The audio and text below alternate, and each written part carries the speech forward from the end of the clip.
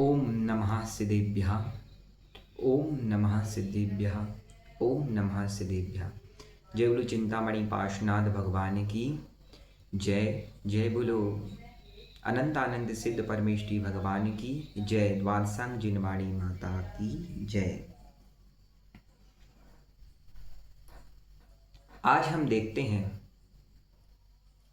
समाज की स्थिति को देख करके परिवार में हम सभी एक समाज में रहते हैं, परिवार में रहते हैं, एक समुदाय में रहते हैं।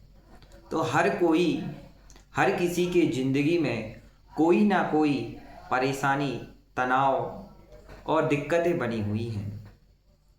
परिवार सबसे पहले हमारा राष्ट्र होता है, फिर हमारा परिवार होता है।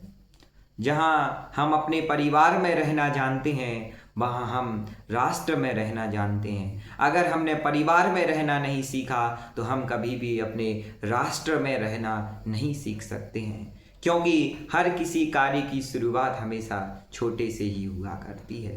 परिवार हो या राष्ट्र हो, राष्ट्र की सुरक्षा भी परिवारों के समुदाय से होती है। अगर परिवारों का समुदाय नहीं होगा तो राष्ट्र का निर्माण कभी नहीं हो सकता है। इसलिए जीवन में परिवार की महत्वता, परिवार की ये जरूरत हर एक किसी व्यक्ति के लिए, जीवन यापन के लिए होती है। परिवार की सुख समृद्धि हर कोई चाहता है। हर कोई अपने जीवन में चाहता है कि मैं क्यों ना अपने परिवार का उत्थान करूं। परिवार की व्यवस्थाओं को, परिवार में रहने वाला जो भी व्यक्ति है उसकी हर जरूरत की पूर्ति हो। तो आज मैं आप सभी के सामने कुछ ऐसी बातों को रखने जा रहा हूं जिससे हमारे परिवार की सुख समृद्धि कैसे बनी रहे। हमारे जीवन में हम देखते हैं हमारे पारिवारिक जीवन में सौहार्द कैसे बना रहे, कैसे हम उसको बना करके रखें। आज इस संबंध में मैं आप सभी के सामने कुछ प्रस्तुत करने जा रहा हूं। आज हम देखते हैं परिवारों में, समाज में, क्योंकि जहाँ परिवार रहते हैं वहीं समाज का निर्माण होता है, और जहाँ समाज का निर्माण होता है वहीं पर एक समुदाय का निर्माण होता है। जहाँ पर एक समुदाय का निर्माण होता है वहीं पर एक उन्नत देश, उन्नत राज्य और तरक्की की ओर बढ़ सकता है। तो हम सबसे पहले परिवार की, हम चाहते हैं हमारा देश स्वतंत्र रहे, हमारे देश की शांति सबसे ज़्यादा बनी रहे। तो हमारी देश की स्वतंत्रता, देश की शांति तब बनी रह सकती है जब हम अपने परिवार की शांति समृद्धि को बना करके रखें। तो मैं आपको बताना चाहता हूँ सबसे पहले परिवार किसे कहते हैं। परिवार वो होता है जहाँ पर हम सभी आपस में मिलजुल करके, जहाँ किसी अपेक्षा को ना रखते हुए दूसरों के लिए जीते हैं, जिनसे हमें किसी भी प्रकार की कांक्षा नहीं रहती है। हमेशा उन पर उपकार की ही भावना हम जिन पर रखते हैं उसे हम परिवार ही कहते हैं। परिवार वह होता है जहां हमें अपने बंधुओं से, अपने रिलेशन से, अपने अपनों से हमें किसी चीज़ की कांक्षा नहीं रहती है, बल्कि उनके लिए हमेशा परोपकार, उनके लिए कुछ करने की भावना हमारे मन में सदा रहती है। इसीलिए तो हमारे लिए परिवार को सब कुछ मानते हैं। एक व्यक्ति को अगर समाज में रहना है, समाज में अगर उस व्यक्ति ने परिवार में जन्म लिया है, इस पृथ्वी पर जन्म लिया है, तो उसके लिए जीवन यापन करने के लिए एक अच्छे परिवार की ज़रूरत होती है। अच्छे परिवार में अगर वह रहता है तो अच्छे परिवार में रह कर के ही वह हमेशा उन्नति की ओर अपने जीवन को समृद्ध बना सकता है। हर किसी को, कोई इस पृथ्वी पर अकेला कभी जी नहीं सकता है, उसके लिए अपने परिवार की ज़रूरत अवश्य पड़ती है। इसीलिए परिवार की आवश्यकता हर किसी को होती है, और एक समाज के लिए भी परिवार, देश के लिए भी और एक व्यक्ति के लिए। इसीलिए परिवार हर किसी के जीवन में महत्वपूर्ण है, क्योंकि दुनिया आज के समय में हम देखते हैं बिना स्वार्थ के कोई भी कार्य कभी नहीं करता है। चाहे वह हमारी देश की शासन व्यवस्था हो, चाहे वह हमारे बिजनेस से रिलेटेड अगर कोई कार्य होता है तो हम देखते हैं समाज स्वार्थी है, वह कभी भी कार्य जो करती है वह स्वार्थ को लेकर के करती है। लेकिन एक हमारा परिवार जो हमारे अपने होते हैं, जो हमारे सुख दुख में हमेशा खड़े रहते हैं, वह होता है हमारा परिवार, जिन्हें हमसे कोई स्वार्थ नहीं होता है, बल्कि जो भी देने की भावना होती है वो निस्वार्थ होती है। इसीलिए उसे हम परिवार कह सकते हैं। और परिवार एक वो कड़ी होती है जो हमें दुख में, सुख में और संकट में, जहाँ जब कोई काम नहीं आता है, जब कोई हमारा साथ नहीं देता है, तब हमारा परिवार हमारे साथ खड़ा होता है। हमारे बंधु, हमारे रिश्तेदार हमेशा हमारे साथ खड़े रहते हैं। इसीलिए हर कोई अपने परिवार के लिए सब कुछ करने के लिए तैयार रहता है। इसीलिए परिवार में सुख शांति कैसे बनी रहे, आज वही परिवार जो समृद्ध परिवार, जो सामूहिक परिवार कहा जाता था, जहां हम सभी मिलजुल करके रहते थे, आज उस परिवार में अशांति का माहौल बनने लगा है। परिवार किसे कहते हैं? जहां पर हम अपने माता पिता, दादा दादी, चाचा चाची और भाई बहन के साथ रहा करते हैं, वो हमारा परिवार है। उस परिवार में आज अशांति का माहौल बनने लगा है, तो उस सौहार्द को, एक दूसरे में बेमनस्यता का माहौल पैदा होने लगा है, तो उस बेमनस्यता से हम कैसे बचें? वह अपने माहौल, अपने परिवार में ऐसा क्या चेंजेस करें, हम अपने व्यवहार में ऐसा कौन सा परिवर्तन लाएं ताकि जिससे हमारा परिवार हमेशा सुखी रहे। तो सबसे पहले जरूरी आज मैं देखता हूं कि परिवार की और सामाजिक व्यवस्था के अंदर परिवारों में सबसे ज़्यादा कमी जो आती है वह माता पिता का, जो माता पिता हैं वह बच्चों से दूर होते जा रहे हैं, बच्चे जो हैं वह माता पिता से दूर हो जाते हैं। ये दूरियां हैं जो जाकर के दोनों को दूर रखती हैं। ये दूरियां हमें सबसे पहले परिवार से दूर रखती हैं। इसलिए जो दूरियां होती हैं वो हमें परिवार से दूर रखती हैं, और जो दूरियों को नष्ट कर देता है वो परिवार में हमेशा बना रहता है। तो उस परिवार में बने रहने के लिए हमारे लिए उस परिवार में कैसे रहा जाता है, उसकी नीति, उसकी योजना का अनुसरण कैसे करना चाहिए, इस चीज का ज्ञान हम सभी को नहीं होता है। हम देखते हैं, अगर बच्चों से हम पूछते हैं तो बच्चे माता पिता को दोषी ठहराते हैं, और दोषी जब माता पिता से हम पूछते हैं तो वह बच्चों को दोषी ठहराते हैं। इसीलिए जिंदगी में दो प्रकार के लोग ही होते हैं, जब दोनों में आपस में तालमेल बनाने की बात जहाँ तक सकती है। हम दूसरों से लड़ झगड़ सकते हैं लेकिन परिवार से कभी लड़ झगड़ नहीं सकते। ये पाठ हमारे लिए पहले पढ़ाया जाता था, लेकिन आज हम परिवार में ही लड़ना झगड़ना हमारे परिवार में होने लगा है। इस विसंगति से बचने के लिए, उस समृद्धि को, उस सामंजस्यता, उस प्रसन्नता को बनाए रखने के लिए, उस सफलता को बनाए रखने के लिए हमारे लिए क्या करना चाहिए?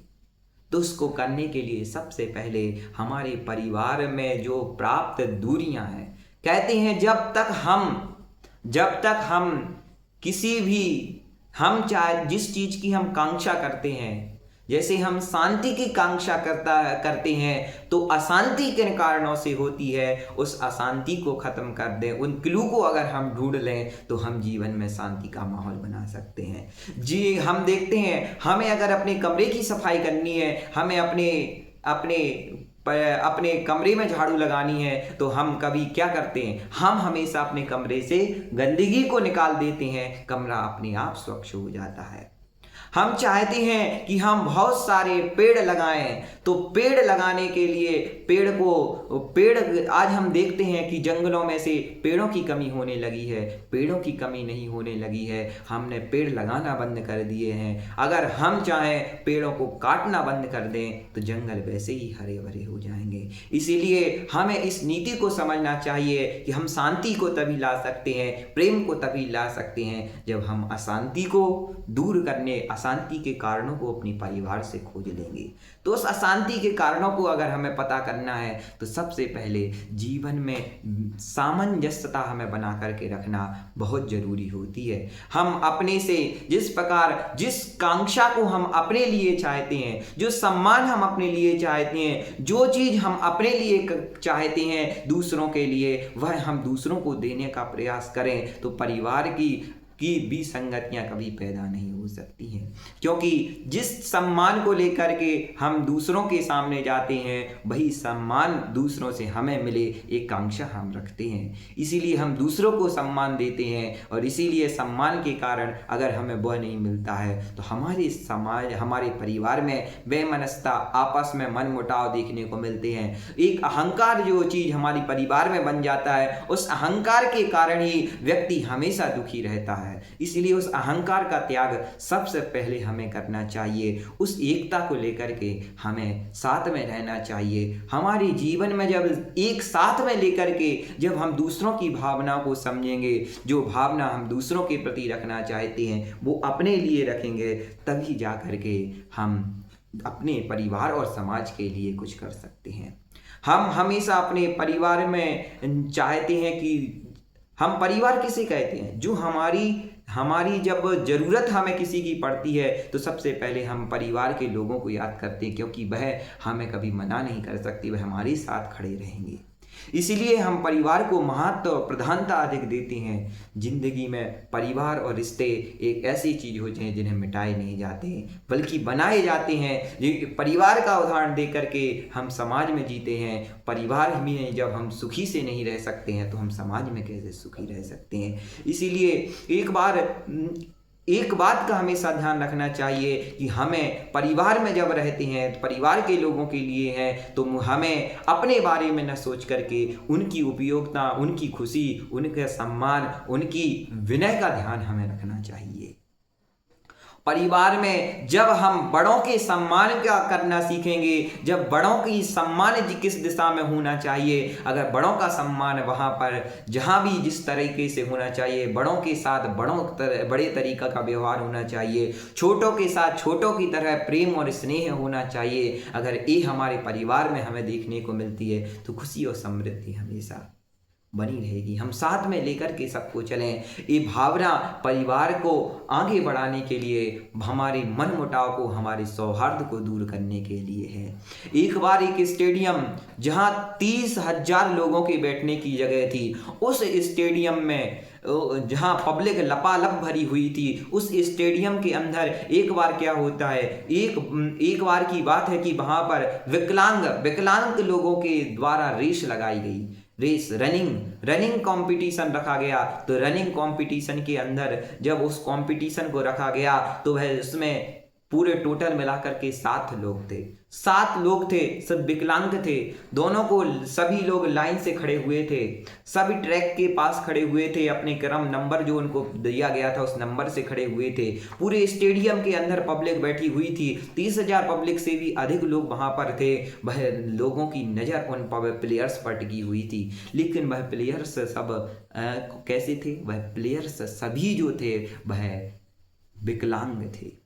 लेकिन देखिए उस विकलांगता को तभी जब वह माहौल, जिस प्रकार से हम क्रिकेट देखते हैं वो माहौल बना हुआ था, उसी तरह का प्रसंग उस स्टेडियम में था। तभी रेफरी ने सीटी सामने से बजाई, सभी लोगों ने एक साथ भागना। जिस प्रकार सभी लोग जब एक साथ सीटी बजती है, तैयारी से खड़े होते हैं और सीटी बजी, सभी लोगों ने भागना प्रारंभ किया। सभी लोग आगे भाग ही रहे थे, कुछ दूर भागे, तभी जाकर के उन 7 में से एक व्यक्ति जाकर के नीचे गिर जाता है। नीचे गिर जाने के कारण थोड़ी सी आवाज खनक समझ में आती है, वह 6 के 6 प्लेयर्स रुक जाते हैं।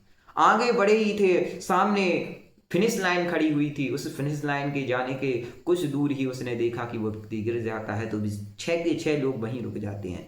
वहीं रुकते उसको उठने में तकलीफ हो रही थी। उस तकलीफ को देख करके वह 7 रुक जाते हैं और पीछे मुड़ने लगते हैं, पीछे आ जाते हैं और जा करके उसको उठाते हैं। उठा करके उसको उसकी साइकिल पर फिर बिठाते हैं। उस साइकिल पर बिठा करके तीनों सभी 7 के साथ एक दूसरे का हाथ पकड़ लेते हैं। लेकिन हर पब्लिक की नज़र आए उन्हीं लोगों पर टिकी हुई थी कि फर्स्ट कौन आएगा, सेकंड कौन आएगा, थर्ड कौन आएगा, 4th रैंक कौन आएगा। इस चीज पर सबकी नजर टिकी हुई थी। लेकिन वहां तो कुछ और ही दृश्य दिखाई दे रहा था। वहां सभी लोग भागने के लिए तैयार नहीं थे, वहां सब लोग एक दूसरे का हाथ पकड़ने के लिए तैयार थे। वह हाथ पकड़ के खड़े हुए थे। तभी उनसे पूछा गया कि आप इसमें से फर्स्ट कौन आएगा। तो फर्स्ट जब उनसे पूछा गया कि फर्स्ट रैंक किसको दी जाए, तो उन्होंने फर्स्ट फर्स्ट रैंक का विचार नहीं किया, तो बोला जो व्यक्ति फर्स्ट आना चाहिए था वो नीचे गिर गया है। आज हम कोई फर्स्ट नहीं आएंगे, या तो ए फर्स्ट आएगा या तो हम सभी फर्स्ट आएंगे। तो वह सभी लोगों की एकजुटता को देख करके, एकता को देख करके पूरे समाज और माहौल की स्थिति को आज हम देख सकते हैं। तो हमें अपने परिवार की सौहार्द चाहते हैं, हम परंपरा अपने परिवार में शांति चाहते हैं, तो सबसे पहले जरूरी है कि हम अपने आप में एकता रखें। हम साथ परिवार का साथ हमेशा देंगे।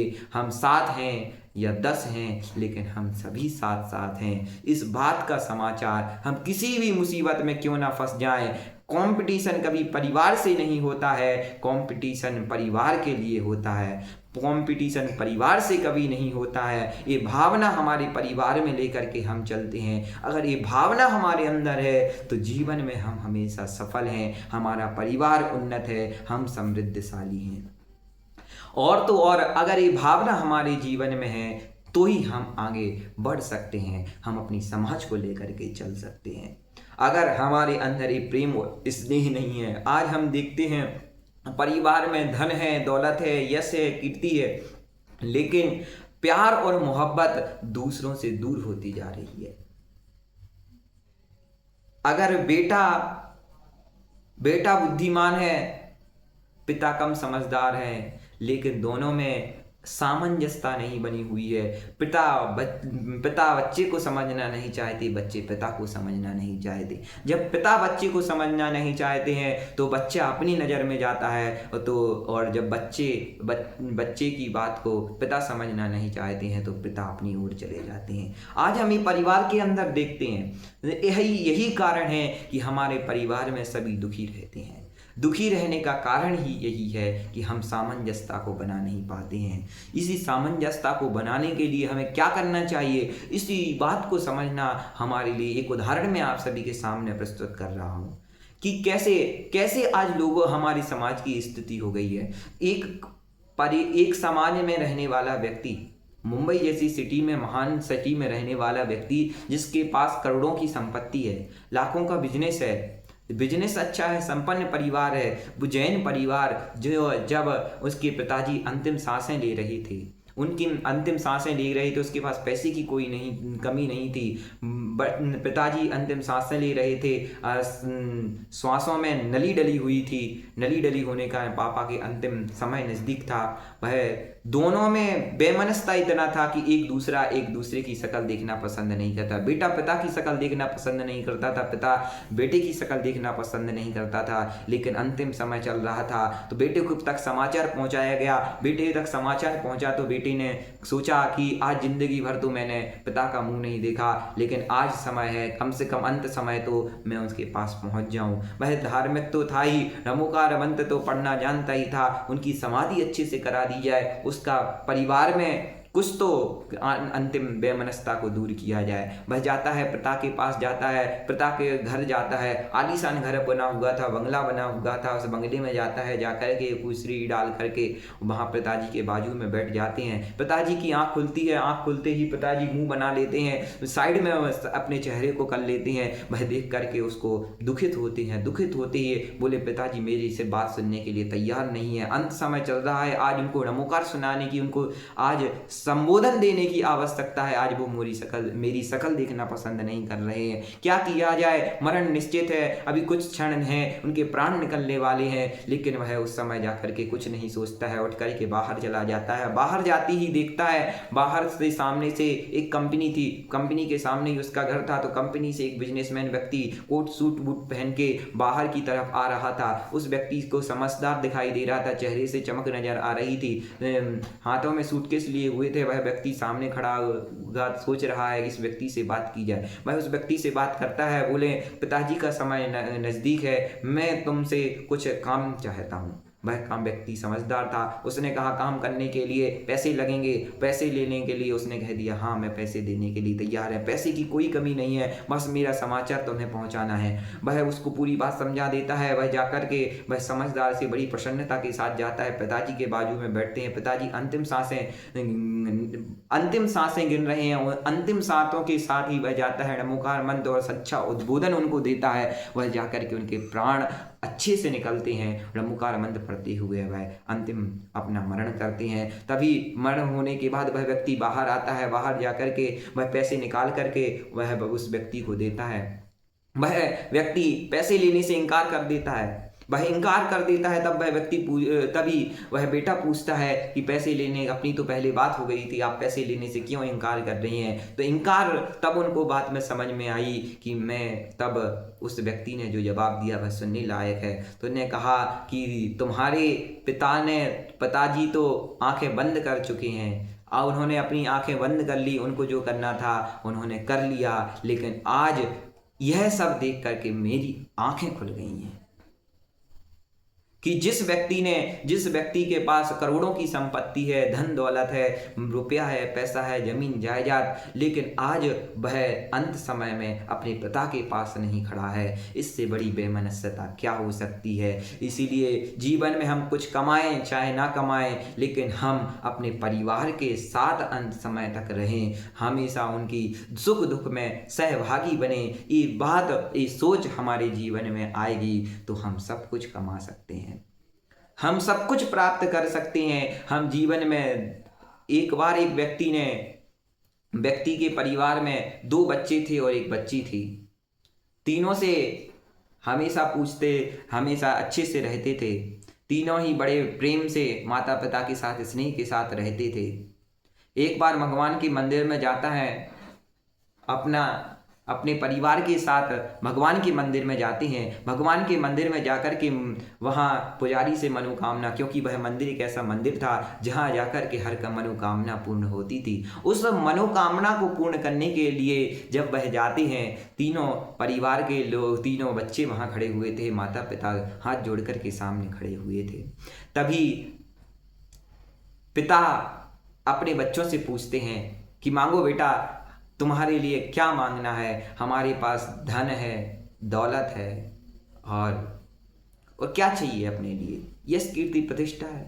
तो जब तीनों से पूछा गया तो सबसे पहले व्यक्ति ने, पहला बड़ा भाई उसका था, उससे पूछा गया। पिताजी ने जवाब दिया कि हम माता से क्या मांगें, हम भगवान से क्या मांगें? तो उन्होंने कहा कि अभी अपने पास थोड़े पैसे की कमी है, थोड़ी की पैसे, अपने पास पैसा है, लेकिन अगर हम और पैसा कमा लें तो हम और संपन्न हो सकते हैं और हमारे पास यश और हम अच्छे दिख सकते हैं। आज हम शर्ट में घूमते हैं, कल कोट में घूमेंगे। ऐसी बात उस बड़े भाई ने कही।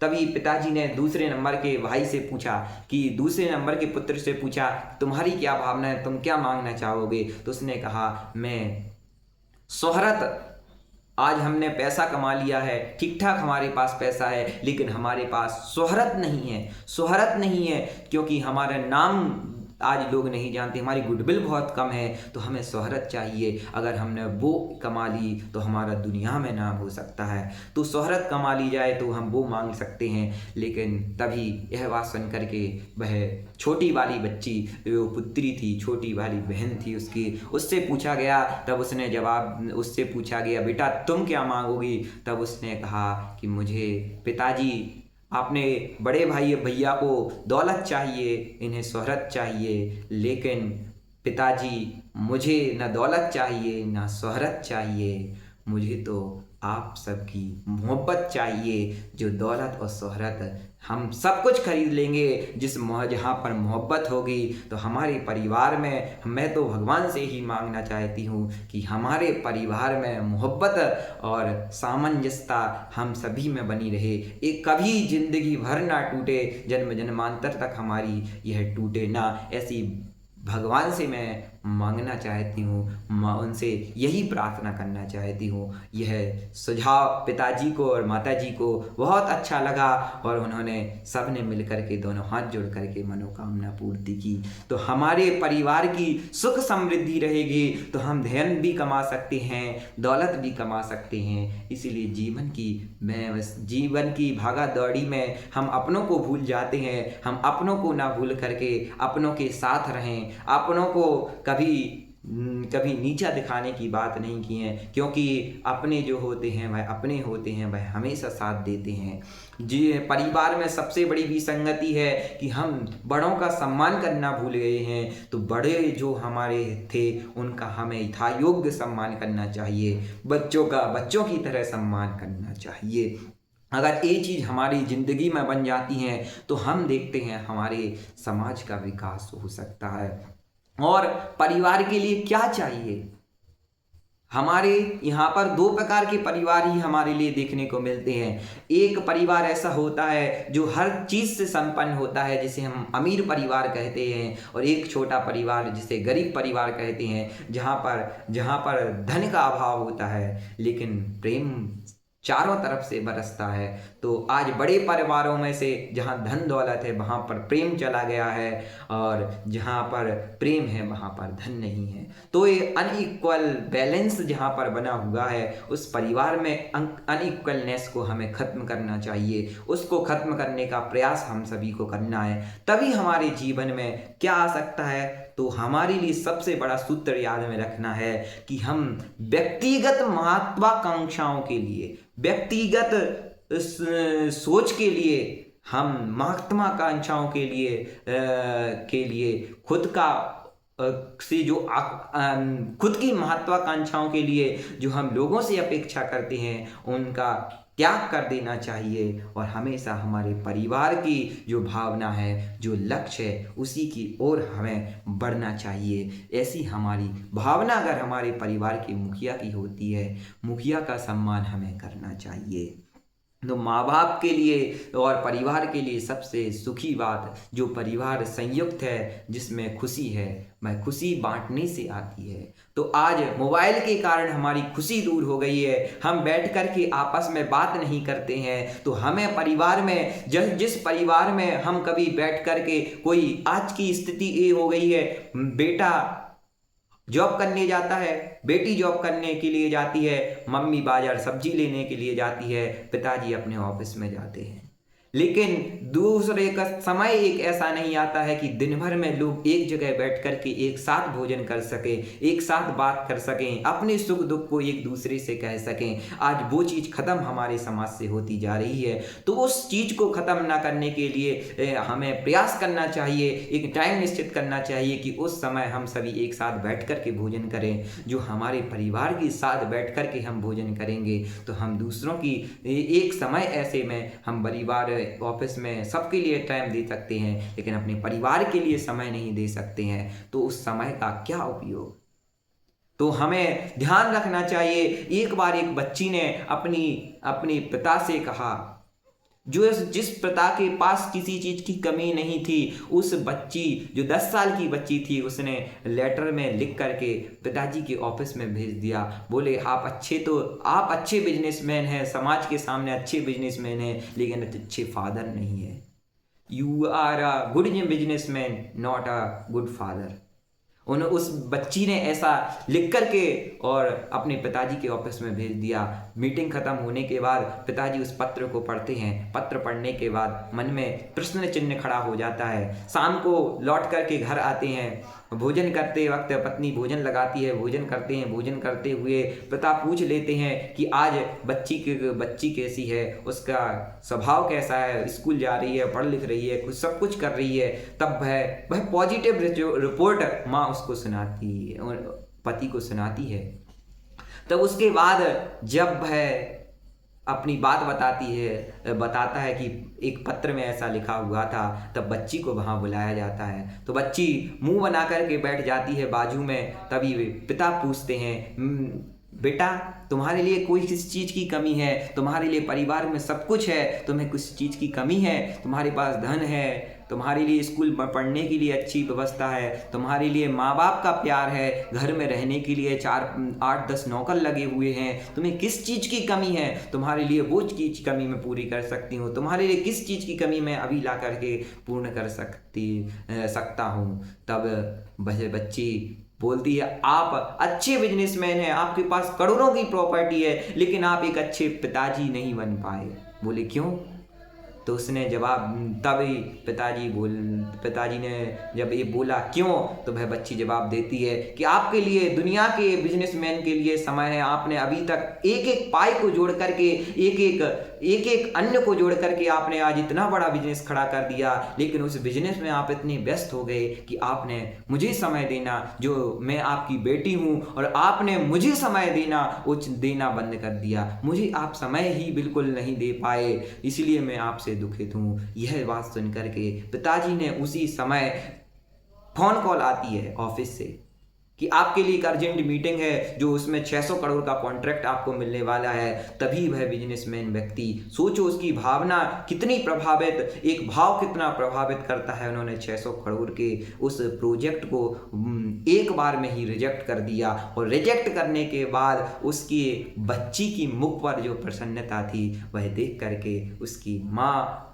पिता और बच्ची दोनों ही खुशी के माहौल में आनंद से रह रहे थे। आनंद की कोई, देखिए जीवन में आनंद क्या चीज़ होती है, जीवन में पैसा ही सब कुछ नहीं होता है। जीवन में पैसे के साथ साथ जब हम दूसरों के मुख की पर अपने परिवार की खुशी को देखते हैं, तो उस खुशी को देख करके हमें मन में आनंद होता है। वो परिवार नहीं है जिस परिवार में खुशी नहीं है, प्रसन्नता नहीं है। तो इसीलिए जीवन में हम पैसे कमाने की लालच में हम परिवार में सब कुछ खो देते हैं। एक बात याद रखना कि जहाँ पर पीस नहीं है, जहाँ पर टाइम नहीं है, जहाँ पर लव नहीं है, जहाँ नेचर नहीं है, जहाँ टुगेदरनेस नहीं है, और जहाँ पर पॉजिटिविटी नहीं है, वह परिवार नहीं है। उस परिवार में आप फाइल तो बना सकते हैं, लेकिन कभी उस परिवार की लाइफ को आप नहीं बना सकते हैं। इसलिए जीवन में हमें ध्यान रखना चाहिए, हमारे परिवार के लिए पीस, शांति बनी रहे, हम अपने परिवार को समय दे सकें, हम उनके साथ उनको प्यार और स्नेह प्रेम लुटा सकें, और उनके नेचर को समझ सकें, उनका जो नेचर है उसके योग्य हम आचरण कर सकें, और उसके साथ हम परिवार में टुगेदरनेस और हमारे परिवार की एकता हमेशा बनी रहे,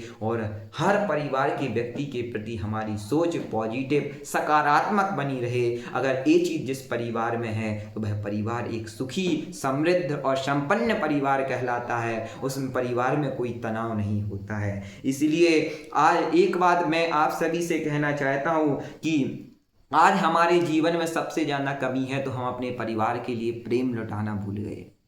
हमने पैसा तो कमा लिया, लेकिन हम प्रेम लुटाना भूल गए हैं। तो जिस प्रेम को हम तीर्थंकर भगवान से मिलवा सकता है, वो जो प्रेम हमारे लिए परमात्मा का साक्षात्कार करवा सकता है, उस प्रेम को हम ऐसे ही व्यर्थ नहीं जाने देंगे। उस प्रेम को हम किन के प्रति लुटाएंगे, तो हम उस परिवार के प्रति लुटाएंगे। एक बात याद रखना, पैसा, पुण्य, प्रशंसा और प्रसिद्धि, इन सब के प्रति और पुद्गल के प्रति हम हमेशा अपने प्रेम को छोड़ देते हैं।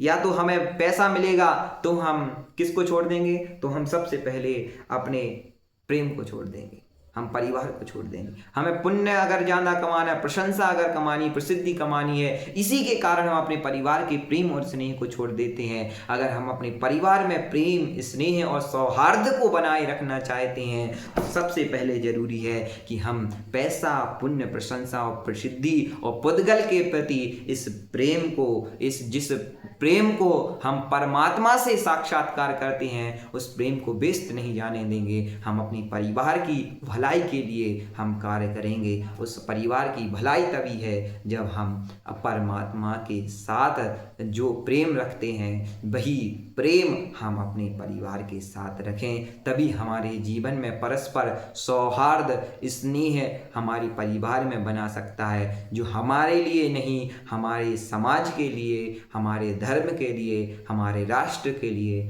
हमारी संस्कृति के लिए और हमारे इस संस्कृति प्रधान, इस पारंपरिक प्रधान इस भारत देश के लिए एक अमूल्य निधि बन सकता है। इसीलिए हम सभी को ध्यान रखना चाहिए कि हम आपस में प्रेम स्नेह बना करके रखें। मैंने तो आपको चीज़ समझाई है, चीज़ को अगर हम समझते हैं तो हमारे समाज में प्रेम और स्नेह और सौहार्द बना रह सकता है। इसी मंगल भावनाओं के साथ हमारे परिवार में स्नेह प्रेम सौहार्द की लालच की भावना न रखते हुए हमारे परिवार में एकता बनी रहे, बड़ों का सम्मान किया जाए, बड़ों का आदर किया जाए, बड़ों जहाँ हम परिवार के छोटे से छोटे व्यक्ति को सम्मान दें, ये भावना अगर हमारे अंदर बन जाती है तो हम जीवन में अमूल्य निधि को प्राप्त कर सकते हैं। परिवार को त्याग करने के बाद ही हम जाकर के एक बार परमात्मा से प्रेम कर सकते हैं। अगर हमने परिवार से प्रेम नहीं किया, अपने आप से प्रेम नहीं किया, तो हम परमात्मा से कभी प्रेम नहीं कर सकते हैं। अगर प्रेम हमें करना है तो सबसे पहले अपने परिवार से खुद से प्रेम करना सीखिए, प्रेम को लुटाना सीखिए, तो हम जाकर के एक दिन परमात्मा से प्रेम कर पाएंगे, परमात्मा के लिए प्रेम लुटा पाएंगे और उस प्रेम और भक्ति से ही में एक शक्ति उत्पन्न होगी जो हमें परमात्मा से साक्षात्कार कराएगी। इसी मंगल भावनाओं के साथ परिवार में स्नेह प्रेम सतत बना रहे, इसी मंगल भावनाओं के साथ मैं अपनी वाणी को यहीं विराम देता हूँ।